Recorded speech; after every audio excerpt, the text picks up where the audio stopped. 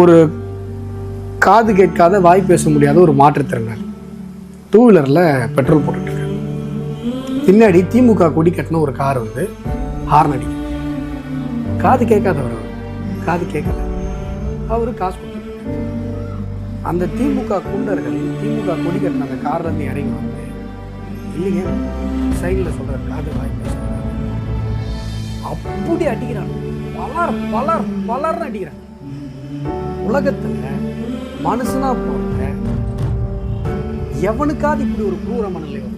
எவனுக்காவது? திமுக காரன் வந்து அதெல்லாம் விட்டுருக்க, மனுஷன் தானே.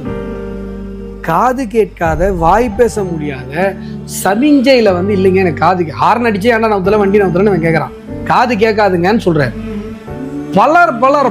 பலர்னு அடிச்சு அவர் தரல தள்ளி விட்டு அந்த மிதிக்கிறார். இந்த சம்பவம் நடந்து 8 நாட்கள் ஆகி கூட அந்த திமுக குண்டர்களை காவல்துறை கைது செய்யவில்லை.